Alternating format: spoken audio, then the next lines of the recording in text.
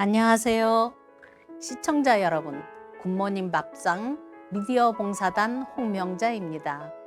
무더운 여름철 어떻게들 지내고 계시나요? 장마철이라 습하기까지 해서 지내기가 무척 힘이 드시지요? 이럴 때일수록 여유를 가지고 생활해야 할 것 같아요.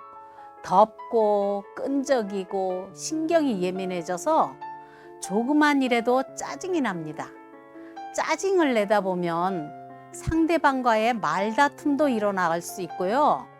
본의 아니게 여러 가지로 곤란한 일이 일어나기 쉬워요. 그러니 마음을 가라앉히고 여유를 가져보세요. 더우니까 밖에 나가기도 힘드시죠? 한낮에는 정말 부득이한 일 빼고는 외출을 삼가셔야 할 것 같아요. 그런데 한 가지 걱정이 또 생겼어요. 요즘 코로나가 조금 줄어서 거리두기도 완화되고 밖에서 마스크를 꼭 쓰지 않아도 되었는데 또 다시 코로나 변이가 생겨서 번지고 있다네요. 물가도 많이 올라서 시장 가기도 두려운데 코로나까지 다시 번지고 있다니 더운 날씨에 마스크까지 꼭 써야 하고 2중 3중으로 힘든 여름입니다. 힘든 여름이지만 마음을 여유롭게 하고 지난 시간에 이어 오늘도 재미있는 이야기를 해보려 합니다. 오늘은 서천군의 내기바둑이라는 이야기를 해드릴게요.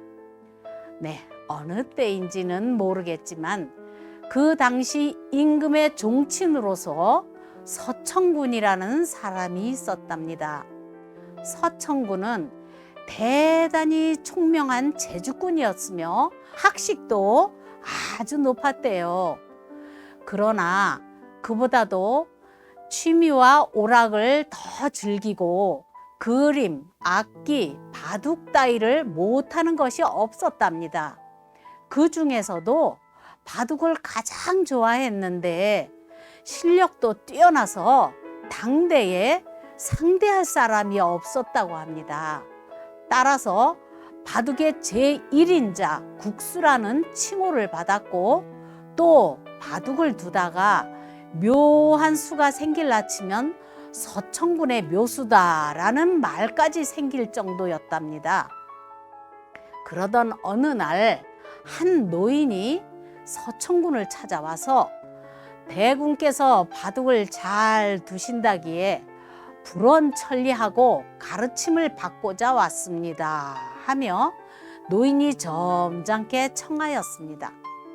입은 옷을 보면 시골 선비 같았지만 태도가 지나치게 겸손한 것이 상사랑 같기도 했지요. 게다가 노인은 자기 이름과 거처도 밝히지 않았답니다. 서천군은 심심하던 때라 그런 것은 나중에 일로 돌리고 그럼 어디 한판 두어 봅시다 하고는 바둑판을 서둘러 당겨 놓았답니다. 노인도 더 이상의 말은 하지 않고 바둑판 앞으로 다가앉더니 바둑알 뚜껑을 열며 제가 먼저 흙을 잡겠습니다. 이렇게 하여 바둑은 시작되었답니다. 그런데 첫 판 바둑은 어처구니 없이 끝나버리고 결과는 서천군이 지고 말았습니다. 상대를 대수롭지 않게 여기고 째깍째깍 두다가 꼼짝 못하고 져버리고 말았던 것입니다. 서천군은 분한 마음에 약간 흥분해서 이번에는 우리 내기를 합시다. 나는 돈 100냥을 걸 터이니 그대는 무엇을 걸겠소? 하고 노인을 쳐다보니 노인은 사랑들에 메어든 자기 말을 가리키며 예, 저는 타고 온 말을 걸겠습니다. 먼 길을 걸어오느라 약간 야위기는 하였지만 그래도 한 100냥은 넉넉히 되는 명마올시다. 서천군도 힐끔 보더니 그렇군 100냥짜리는 되겠군요 하며 머리를 끄덕였습니다.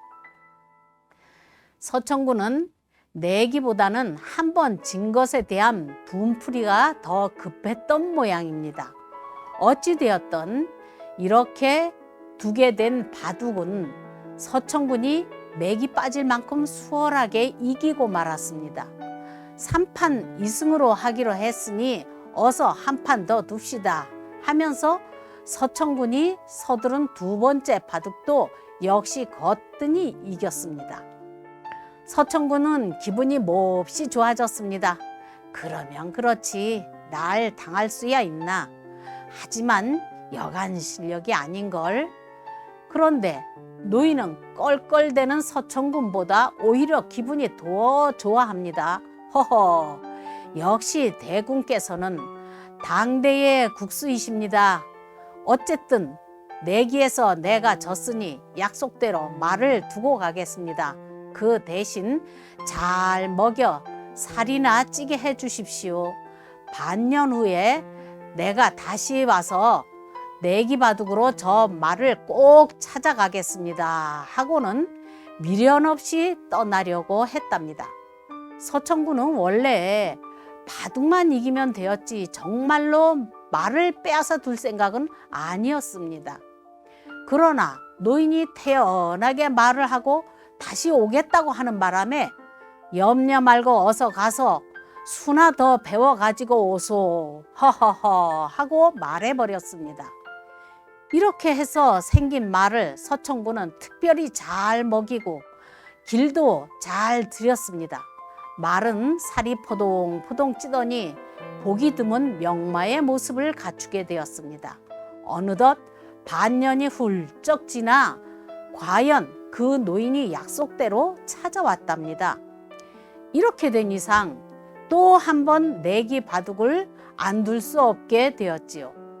두 사람은 오랜만에 인사도 하는 둥 마는 둥 바둑판부터 차려놓았습니다. 전처럼 3판 2승으로 합시다. 이번에는 노인 쪽이 서둘러 말했습니다. 그렇게 합시다. 그런데 이번에는 말도 안 타고 왔는데 무엇을 걸테요? 서천군이 한번 우쭐해 보이며 물었습니다. 예, 이번에는 소인이 돈 100냥을 걸고 대군께서는 약속대로 저 말을 걸어 주십시오 하자 서천군은 자신만만하게 참 그렇군. 자, 두십시다.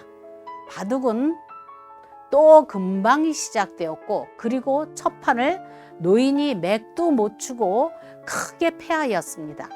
서천군은 필요 이상으로 껄껄대고 웃으며 오늘이 전보다 더 못하오 하하하.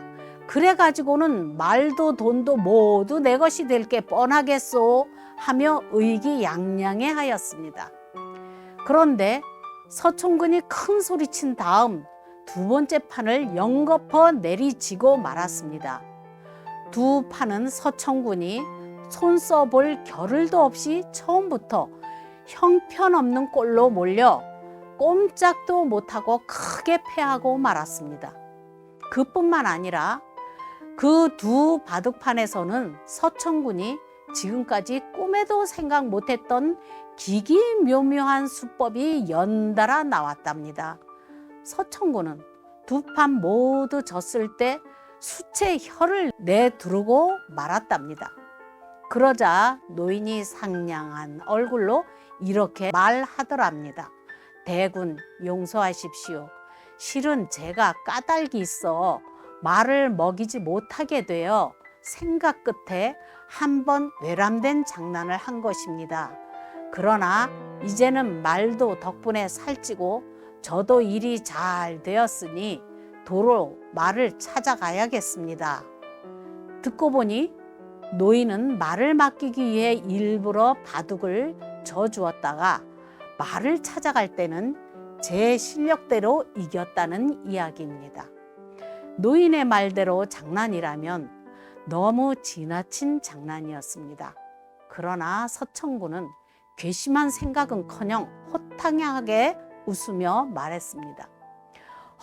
참 내 그런 줄을 몰랐구려. 세상이 이처럼 귀신 같은 고수가 있는 줄을 몰랐습니다. 그런 줄도 모르고 오히려 제가 신뢰하였소. 부디 저에게 그 묘수를 가르쳐 주십시오. 하며 서천군은 진실로 가르침을 배우고자 청하였답니다. 그러자 노인은 지금 저하고 둔 바둑을 틈 있는 대로 다시 두어 보시면 그것으로 알게 되실 겁니다. 그보다도 외람된 말씀이오나 앞으로는 내기 바둑을 두지 마십시오. 하더니 행방도 이르지 않고 말을 타고 호련히 떠나가 버렸답니다. 그 후 서천군은 노인과 둔 바둑을 다시 나열해 놓고 터득한 덕분에 바둑수가 놀랍게 높아졌으나 노인의 말대로 바둑 실력을 뽐내지도 않고 다시는 내기 바둑을 두지 않았다고 합니다. 네, 이야기는 여기까지입니다. 사람 중에는 남보다 조금 뛰어난 자기 재주를 가지고 있으면 뽐내며 그렇지 못한 사람들을 깔보고 무시하는 사람들이 있지요. 이 서천군 이야기에는 뛰는 놈 위에 나는 놈이 있다라는 우리나라 속담을 이야기하고 있는 것 같아요. 자신의 재주를 믿고 함부로 내기를 하다가 상대방한테 놀림거리가 되는 이야기인데요.